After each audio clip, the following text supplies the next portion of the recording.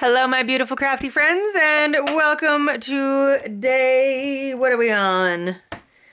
10 of the 12 days of Christmas ornaments. So today we are going to be working with a couple of the decoupage pieces that we did yesterday. If you haven't seen that video, then check out yesterday's video.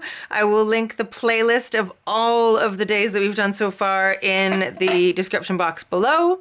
And today you will need some Versamark ink and some embossing powder and some kind of stamp. Okay, so I'm going to be using the Merry and Bright stamp from the Tim Holtz Bold Tidings 2. Wow, having some troubles talking today. I'm going to be using the Merry and Bright stamp from the Bold Tidings 2 from the Tim Holtz Stampers Anonymous collection. I guess I should make sure that it's going to fit on there. Yes, it will. Perfect. So I've got it on an acrylic block. And I've got my Versamark. So Versamark is a sticky clear ink. Although from the look of my pad, you can't tell that it's a clear ink, but it is. It's just, it's well used. And I just want to ink this up really well. And then you can see it in the light if it's like a little bit shiny, if you've got it all. Okay, and now I'm going to try and line it up, the holes at the top. Yep, perfect. I'm going to try and center it here and push down. Give it a really good push. Okay, that should be good. And now let's see if you can see that in the light at all. You may be able to vaguely see it. Anyway, it's there. So now we're going to take a piece of paper and we're going to take some embossing powder. I keep mine in these Tupperware containers or Glad containers because they're just easier to get in and out of. And we're going to sprinkle embossing powder all over that. Okay, and then tap the extra off.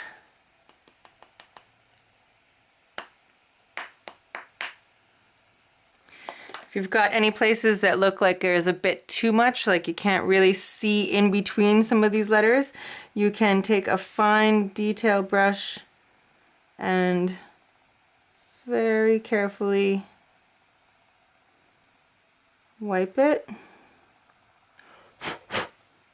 I just want a tiny bit of space in between this G and I. Okay, I've got my heat tool here, embossing heat tool.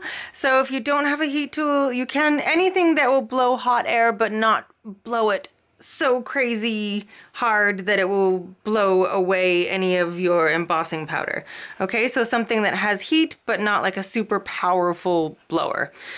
Okay, so this is going to be really loud, so I'm going to turn some music on so you can listen to music for this part and just watch it happen instead of listening to the loudness of this.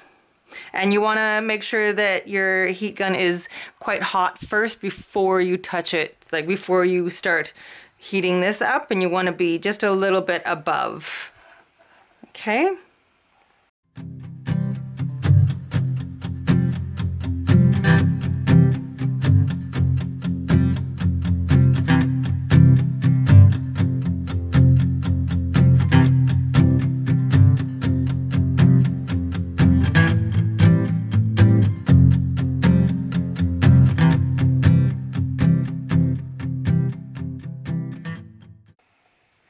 So see how that turned to like a super shimmery and smooth. The light's catching it beautifully. Woo! It's like a light show. Alright, so I'm just going to let that cool down and then we'll put a really pretty topper on it. Okay, to finish it off, I've just got some of this faux foliage from the dollar store. So I've taken a couple little bits of it and tied it with some gold metallic thread. And now I'm going to take another piece of metallic thread. This is about 12 inches or so. And I'm going to fold it in half, put the looped end through the hole, and then loop these two pieces here through it. And then I want the kind of where they where they are pulled tight to be right at the front down here. And I'm going to tie this little sprig right there at the hole. Okay, and then knot it a couple times. I'm just going to adjust it so our pine cone is showing. There we go.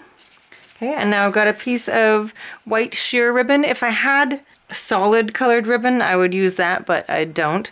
Here, I'm going to do this on here so it's easier to see actually. Okay, so I've got my ribbon. I'm going to fold it like this and cross over these two bits here. Make sure my ends are even. I'm going to push this little bit down so it's forming a bow shape. And then I'm going to put it right over where our the end of our foliage is. I'm going to grab one end of the gold thread from the bottom and then have the other end coming from the top. And I'm going to tie a knot there. Make sure you're holding one finger onto your bow shape to keep it in the form that you want it to. And then just like you're doing a present, tie that. I'm going to tie a second one just to make sure it stays. Okay, and then I'm just going to kind of push my bow to where I want it, trim off my ends here.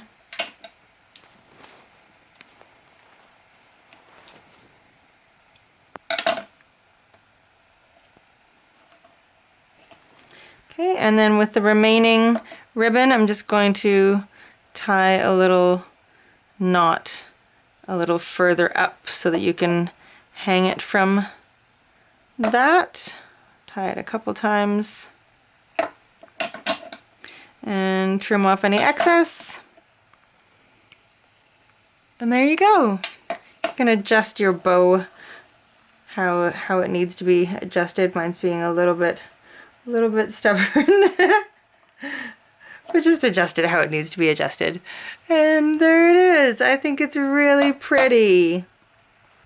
Yeah, I think it's really cute and it's so shimmery. That will really look nice on a tree. It will definitely catch the light of tree lights.